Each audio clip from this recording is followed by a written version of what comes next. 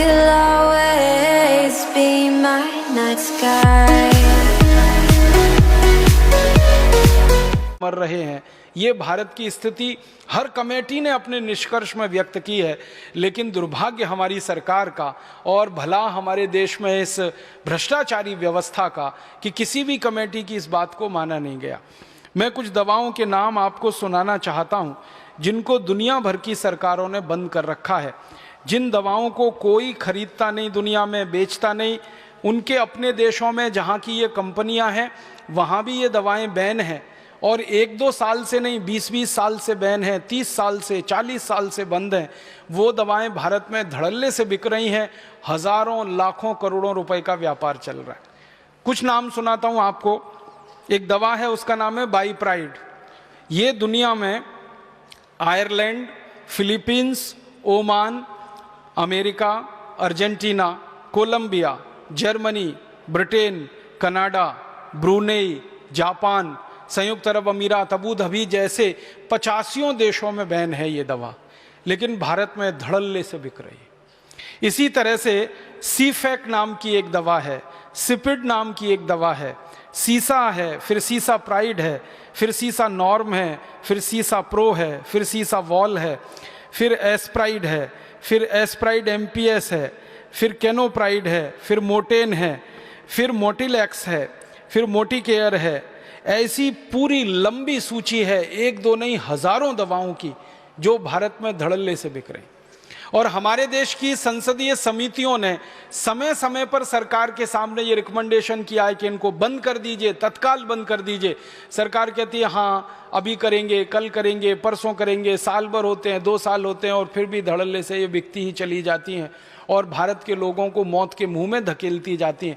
क्योंकि दुनिया भर के विशेषज्ञों का इन दवाओं के बारे में कहना है कि ये दवाएं किसी भी व्यक्ति को, स्वस्थ व्यक्ति को हृदयघात का शिकार बना सकती हैं।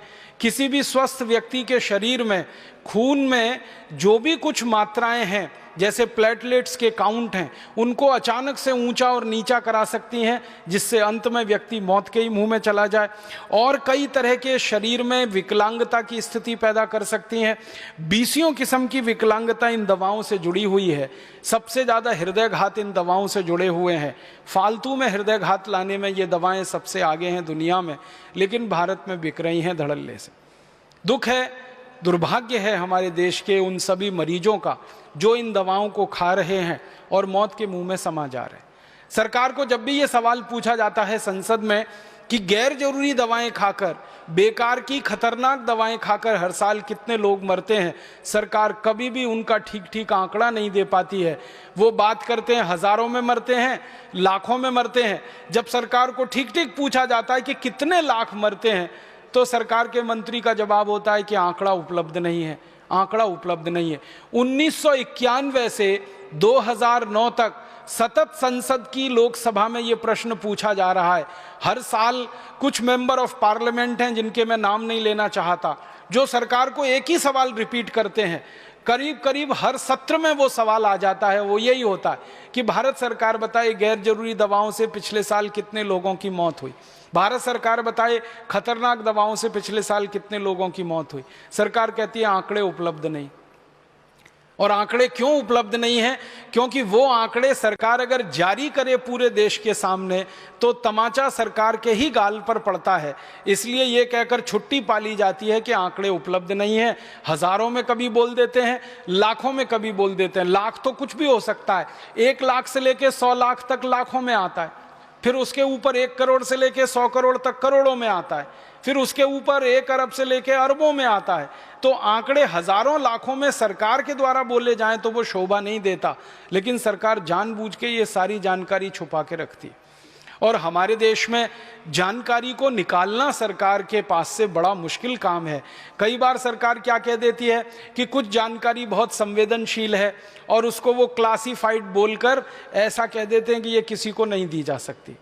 एक कानून इस देश में चलता रहा बहुत लंबे समय तक, जो अभी थोड़े समय पहले ही खत्म हुआ, ऑफिशियल सीक्रेट एक्ट। उसमें कोई जानकारी डाल दी सरकार ने तो आप पूरी ताकत लगा दीजिए, वो जानकारी निकलेगी ही नहीं बाहर। अभी थोड़े दिन से जब से ये राइट टू इंफॉर्मेशन की बात आई है तो ऑफिशियल सीक्रेट का मामला थोड़ा ढीला पड़ा है, लेकिन राइट टू इन्फॉर्मेशन में भी कुछ जानकारी को संवेदनशील बोल के वो छुपा जाते हैं और बताते नहीं हैं। लेकिन भारत की सभी समितियां जो संसद के द्वारा बनी, मैंने उनकी रिपोर्ट्स देखी तो वो ये कहते हैं कि भारत में अपनी मौत जो मरने वाले लोग हैं उनसे ज़्यादा जहरीली दवाएं खाकर, गैर जरूरी दवाएं खाकर मरने वालों की संख्या है इस देश में। फालतू की गैर जरूरी खतरनाक दवाएं जो दुनिया के 85 देशों में बंद हैं वो यहाँ बिक रही हैं और उनका व्यापार बड़े धड़ल्ले से चल रहा है। कुछ और है, इस दवाओं के नाम है एक्रोमाइसिन, एक दवा 40 साल से यूरोप और अमेरिका में बंद है, यहाँ भारत में लंबे समय तक बिकती रही है। फिर कभी बंद हुई सरकार के दबाव में तो दूसरे नाम से शुरू हो गई। फिर You'll always be my night sky.